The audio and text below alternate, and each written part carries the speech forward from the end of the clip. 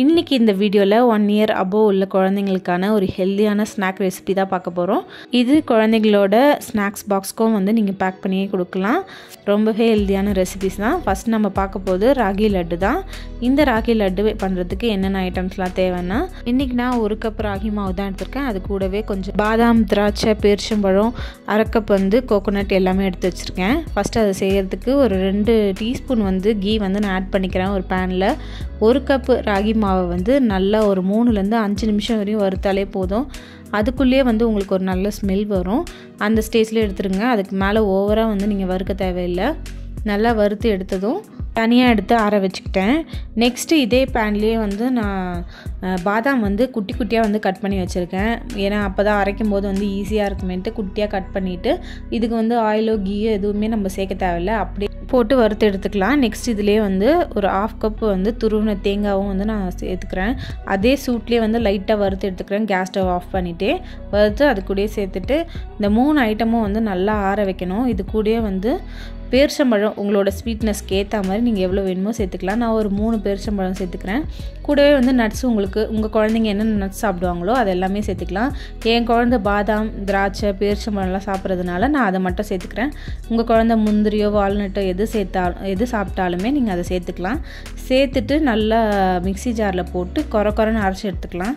இந்த கன்சிஸ்டன்சியே நமக்கு போதும். இதிலே எடுத்துகிட்டு கொஞ்சமாக நெய் மட்டும் கையில் வந்து தடவிக்கிட்டு நம்ம வந்து உருண்டை பிடிச்சிக்கலாம். நீங்கள் நார்மலாக வந்து இப்போ பிடிச்சி பார்த்தாலே இந்த மாதிரி வந்து உருண்டையே ஃபார்ம் ஆகும். கொஞ்சமாக நெய் மட்டும் தொட்டுக்கிட்டு நல்லா உருண்டை பிடிச்சி எடுத்துக்கோங்க. இதே பார்த்திங்கன்னா ராகி மாவு இல்லாமல் நீங்கள் கம்பு கூட வந்து வறுத்துட்டு கம்பு மாவில் கூட நீங்கள் இந்த மாதிரி லட்டு செய்யலாம். அதுவும் ரொம்பவே நல்லாயிருக்கும், ஹெல்த்தியானதும் கூட. நட்ஸு உங்கள் விருப்பம் தான். நீங்கள் எந்த மாதிரி உங்கள் பசங்க சாப்பிட்றாங்களோ அந்த மாதிரி நட்ஸ் வந்து சேர்த்து பண்ணலாம். இப்போல இந்த லட்டு பார்த்திங்கன்னா ஃப்ரிட்ஜில் வைக்காமே ஒரு 10-15 டேஸ்க்கு வந்து நல்லாவே இருக்கும்.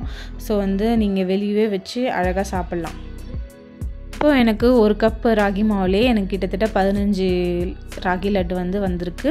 கண்டிப்பாக இதை வந்து உங்கள் குழந்தைங்களுக்கும் கொடுத்து ட்ரை பண்ணுங்கள். நெக்ஸ்ட் நம்ம பார்க்க போகிறது நேந்திர பழ பணியாரம் தான். இது ரொம்பவே நல்லது. அது மட்டும் இல்லாமல் குழந்தைங்களோட வெயிட் கெயினுக்கு நேந்திர பழம் ரொம்பவே வந்து யூஸ்ஃபுல்லாக இருக்கும். இதுக்கு தேவையான ஐட்டம் ரொம்பவே கம்மி தான். கோதுமை மாவில் தான் நம்ம பண்ண போகிறோம். 1 கப் கோதுமை மாவு, 1/2 கப் நாடு சக்கரை எடுத்திருக்கேன். 1/2 கப் வந்து துருவின தேங்காய் எடுத்திருக்கேன். ஃபஸ்ட் நான் வந்து கோதுமை, நேந்திர வாழைப்பழம், 1/2 கப் வந்து நாட்டு சக்கரையும் சேர்த்துக்கிட்டு 2 ஏலக்காவும் ஒரு பிஞ்சு வந்து சால்ட்டும் சேர்த்து லைட்டாக தண்ணி விட்டு நல்லா அரைச்சி எடுத்துக்க போகிறேன். அரைச்சி இந்த மாதிரி பேஸ்ட்டில் நம்ம எடுத்துக்கணும்.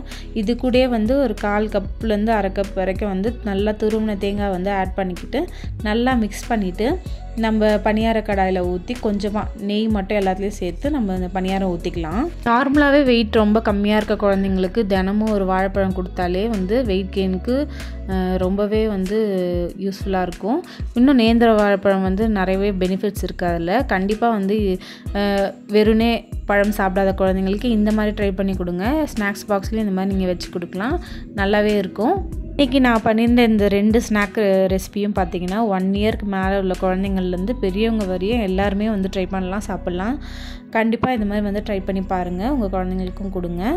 இது அப்படியே உங்களுக்கு பணியாரம் மாதிரி ஊற்ற பிடிக்கலன்னா பேன் கேக் மாதிரி கூட தோசை தவாவில் ஊற்றி பேன் கேக் மாதிரி கூட ரெடி பண்ணி கொடுக்கலாம். குழந்தைங்க அப்படியும் வந்து சாப்பிடுவாங்க. இந்த 2 ரெசிபியும் பிடிச்சிருந்தால் லைக் பண்ணுங்கள், ஷேர் பண்ணுங்கள். Thank you all. நெக்ஸ்ட் வீடியோவில் பார்க்கலாம்.